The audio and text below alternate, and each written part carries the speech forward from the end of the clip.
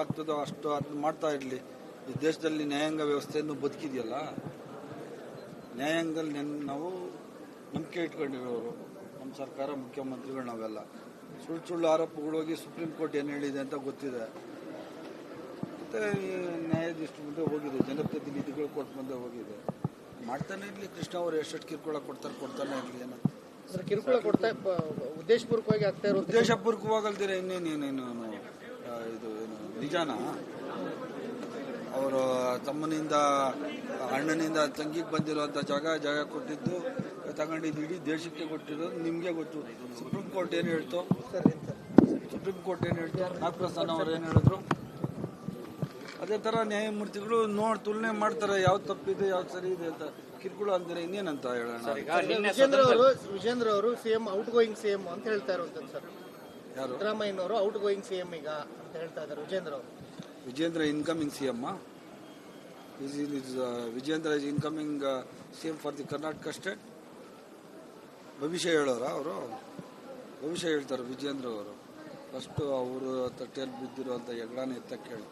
Daily ಪಾಪ ಅವರು ಒಂದು ಕಡೆ ಅಶೋಕ್ ಅವ್ರ ಗ್ರೂಪು, ಒಂದು ಕಡೆ ಯತ್ನಾಳ್ ಅವ್ರ ಗ್ರೂಪು, ಒಂದು ಕಡೆ ಇವ್ರ ಗ್ರೂಪು, ಮೊನ್ನೆ ಬೈಕ್ ಬಂದಂಗೆಲ್ಲ ಮಾತಾಡೋದು. ಈಗ ನಿನ್ನೆ ಸದನದಲ್ಲಿ ತಾವು ಗೃಹಲಕ್ಷ್ಮಿ ಹಣ ವಿಚಾರವಾಗಿ ಮಾತಾಡಿದ್ರಿ, ವಿಷಾದವನ್ನ ವ್ಯಕ್ತಪಡಿಸಿದ್ರೆ 5,000 ಕೋಟಿ ಎಲ್ಲಿ ಹೋಯ್ತು ಅನ್ನೋದೇ ಪ್ರಶ್ನೆ ಸರ್. ಈಗ ಹೇಳ್ತಾರೆ ಅವರೇನೆ, ಸಂಬಂಧಪಟ್ಟ ಇಲಾಖೆ ಮಂತ್ರಿ ಇರ್ತಾರೆ, ಎಲ್ಲೂ ಹೋಗಿಲ್ಲ, ಸರ್ಕಾರದಲ್ಲಿ ಖಜಾನೆಯಲ್ಲಿ ಇರ್ತದೆ, ಎಲ್ಲೂ ಹೋಗಿರ್ತದೆ ದುಡ್ಡು.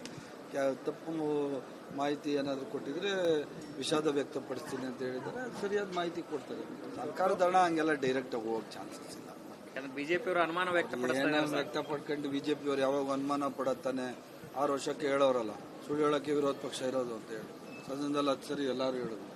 ಆ ಥರ ಹೇಳುವಂಥ ಆರೋಪಗಳಿಗೇನು ಉತ್ತರ ಹೇಳಕ್ಕೆ? ಸರ್, ತಾವು ಕೋಲಾರ ಉಸ್ತುವಾರಿ ಸಚಿವರು ಕೃಷ್ಣ ಬೈರೇಗೌಡರ ಮೇಲೆ ಒಂದು ಆರೋಪ ಮಾಡಿದ್ದಾರೆ ಸರ್. ಸರ್ಕಾರ ಭೂಮಿಯನ್ನು ಕಬಳಿಕೆ ಮಾಡ್ಕೊಂಡಿದ್ದಾರೆ. ಇಲ್ಲ, ನನಗೇನು ಅದ್ರ ಬಗ್ಗೆ ಆ ಥರ ಯಾವುದು ಕಬಳಿಕೆ ಇಲ್ಲ ಅಂತ ನನ್ನ ಭಾವನೆ. ಆದ್ರೂ ಕೃಷ್ಣ ಬೈರೇಗೌಡರು ಹೇಳಿದ್ದಾರೆ, ಎನ್ಕ್ವೈರಿ ಮಾಡಿಸಿದ್ದಾರೆ. ಎನ್ಕ್ವೈರಿಲಿ ಗೊತ್ತಾಗ್ತದೆ. ನಿಲುವಳಿ ಮಂಡನೆ ಮಾಡಿದ್ದಾರೆ ಸರ್. ಗೊತ್ತಿಲ್ಲ, ನಾನು ಈಗ ಹೋಗ್ತಾ ಇದ್ದೀನಿ. ನಿಲುವಳಿ ಸೂಚನೆ ಏನಂತ